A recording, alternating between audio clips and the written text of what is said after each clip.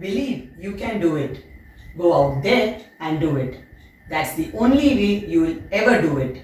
A very warm good morning to all my dear students. Today we learn a new chapter from our Social Science 2 Part 2 text. The name of our chapter is Consumer Satisfaction and Protection. Children, observe the pictures shown. The pictures show purchasing vegetables for cooking food, to avail treatment for diseases, railways for travelling, school for education, etc. Now, let us know the reasons why man has to pay for essential services and goods. Scarcity of resources, increase in wants, overpopulation, and high demand and less supply. Now, let us know what consumption is. Consumption is the satisfaction of human wants using goods and services. Now, who is a consumer? You, we, and I are consumers. A consumer is a person who purchases and uses goods and services by paying or agreeing to pay a price. Now, consumer and consumption are interrelated. How can we say that? The main aim of all economic activities taking place around us is consumers' satisfaction. Consumer is a person who purchases and uses goods and services by paying or agreeing to pay a price. Say for example, if one purchases rice from a shop, the purchasing process is consumption and those who purchase goods is called a consumer. Thus, consumption and consumer are interrelated to each other. A customer is the most important visitor on our premises. He is not dependent on us. We are dependent on him. He is not an interruption in our work. He is the purpose of it. He is not an outsider of our business. He is a part of it. We are not doing him a favor by serving him. He is doing us a favor by giving us an opportunity to do so. The above lines are quoted by Mahatma Gandhi. He says that a customer is the king of the market. Let us know what are the aspects that a customer or consumer expects while purchasing products and using services. While purchasing products, we pay different prices for the same product in different shops. We wish to buy goods at reasonable prices, good quality, reliable products, after-sale services, no adulteration, and nature of service providing people. Look at the experience given below. In the month of June, Anu and Vinu reached school with new umbrellas. Even though both of them used their umbrellas carefully, after 2 weeks, Anu's umbrella was so damaged that it could not be opened. Vinu could use his umbrella well till the year end. In the above experience, which consumer was fully satisfied? Why? Here, Vinu's umbrella was of good quality and thus he was happy in the year end. So it is necessary for a consumer to buy products only after checking the quality of the products bought. Let us now go through various circumstances where the consumers are exploited or cheated. Selling low quality products. Secondly, adulteration, that is selling defective goods which are highly injurious to health.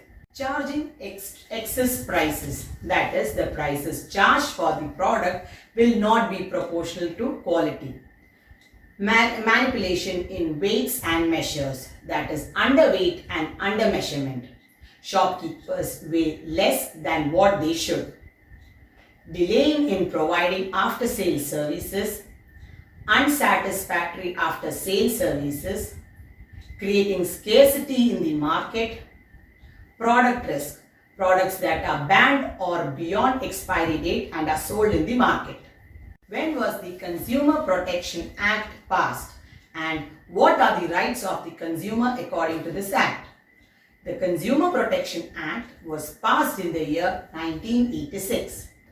The Act clearly defines the consumer's rights and sets up special judiciary mechanisms for consumer protection in India. The rights of the consumer according to the Act are: firstly, the right to be protected against the marketing of goods and services which are dangerous to life and property.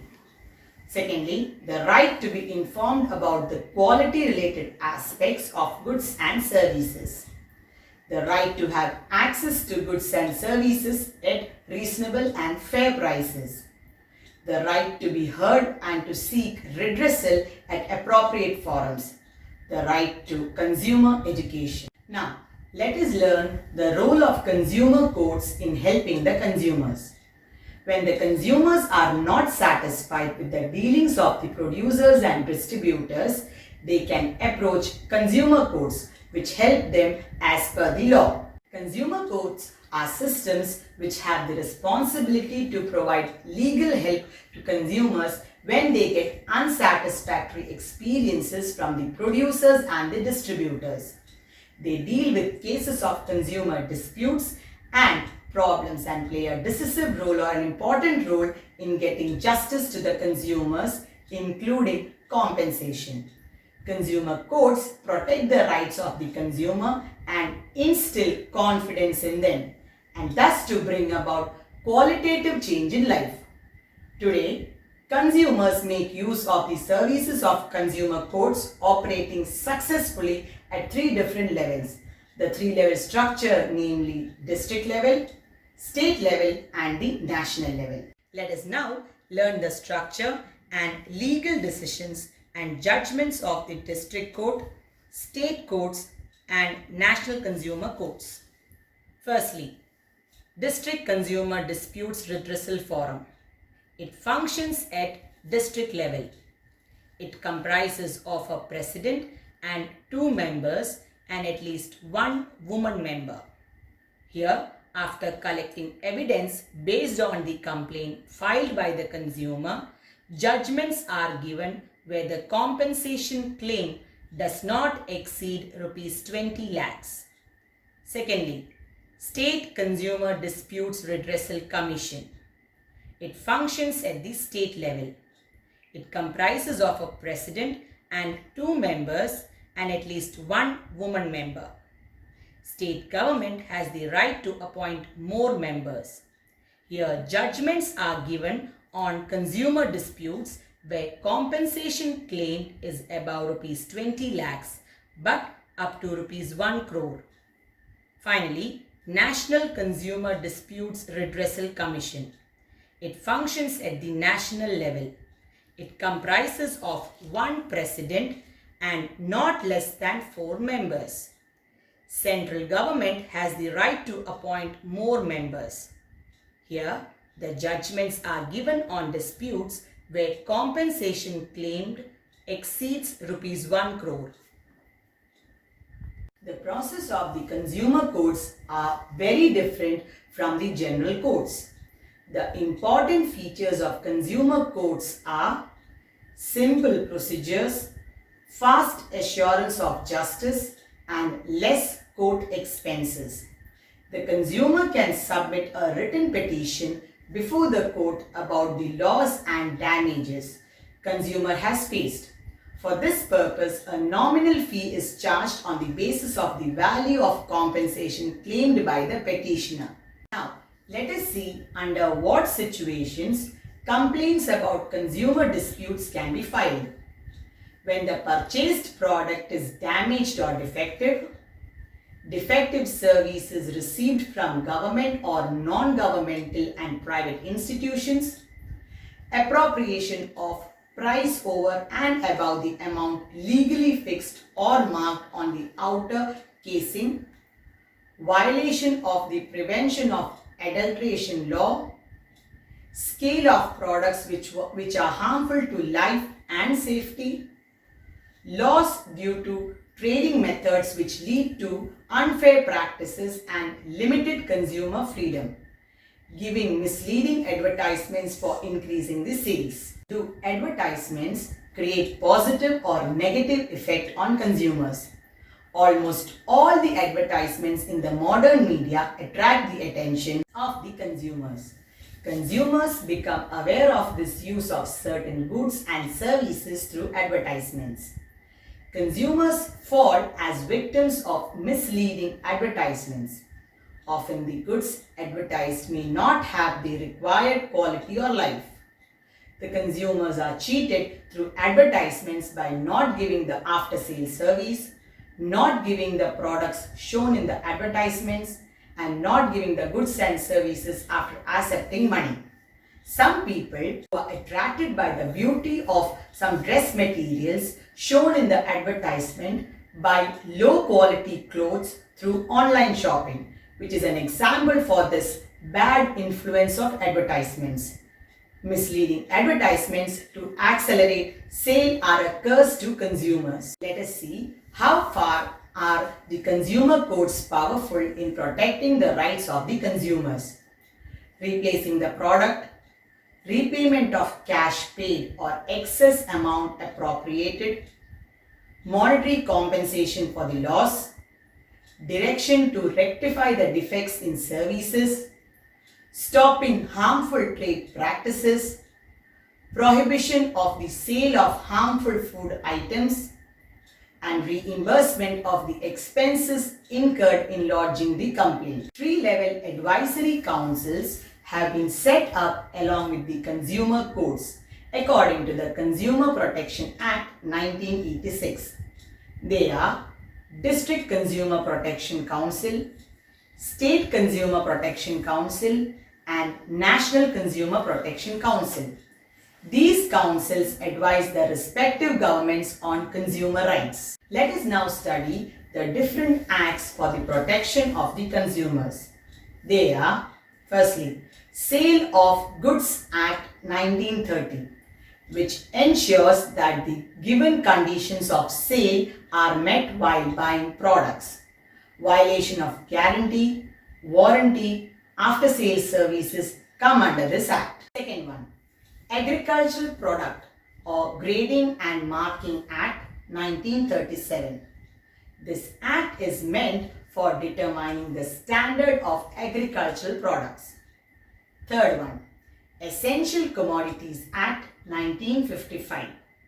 This act protects the consumers from supernormal profit, holding or piling goods, black marketing, etc.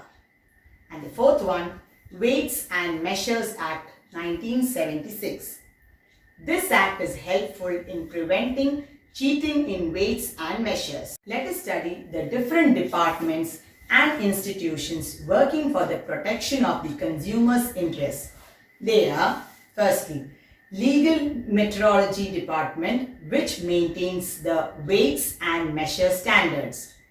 Secondly, Food Safety Department maintains the quality of food products. Third one, Central Drugs Price Control Committee, which controls the prices of the medicines. Fourth one, Drugs Control Department maintains the quality and safety of medicines. And finally, Food Safety and Standard Authority of India maintains the food quality at various stages like production, distribution, storage, sale and import. Certain symbols are given on the basis of assessing the standard of products and institution, which helps the consumers in ascertaining the quality of products and institutions like ISI, ISO, BIS, CE, Eggmark, symbols for vegetarian and non-vegetarian food items, and FPO. Firstly, ISI. This stamp is given by BIS or the Bureau of Indian Standard to maintain a fixed quality of products like electrical appliances, cement, paper, paint and gas cylinder. ISO or International Organization for Standardization certifies the quality of goods and services of more than 120 countries including India. It also gives certification to different products and service institutions like hospitals, banks, etc. Third one, BIS. BIS or the Bureau of Indian Standard. It is a hallmark which indicates the purity of gold jewellery. CE. It is an European Union certification which is internationally accepted to certify the safety of electronic and electrical appliances. Egg mark. This symbol ensures the quality of agricultural and forest products. Green and red dots seen in the covers of food items differentiate between vegetarian and non-vegetarian food items. And finally, FPO or Food Products Order, which ensures the safety and quality of products processed from fruits and vegetables. Only official mechanisms and laws cannot ensure satisfaction of the consumers. The society has to intervene for the satisfaction of the consumers. Now, let us learn the ways in which intervention of the society can be made possible. Functioning of consumer organizations, consumer awareness, public interest litigation, organize demonstrations peacefully, alert society, laws and mechanisms, and make collage and posters. We are all consumers, and the variety in products, personal interest, increasing demand, influence of market force has become complicated and widened the scope of consumption. Thus, consumer education is necessary for maintaining right habits by the consumers. Now, let us know the ways by which consumer education can be ensured.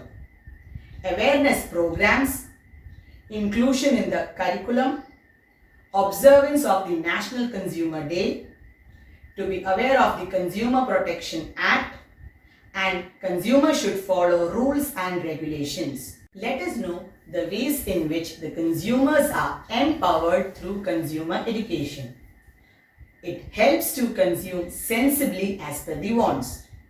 It helps to acquire information regarding products and services, enabling the customer to make the right choices, making the consumer aware of his or her rights, and finally, making them capable of intervening in consumer disputes. Now, let us see what habits will be formed as a result of consumer education programs. Firstly, consumers must ask for the bill for every purchase made.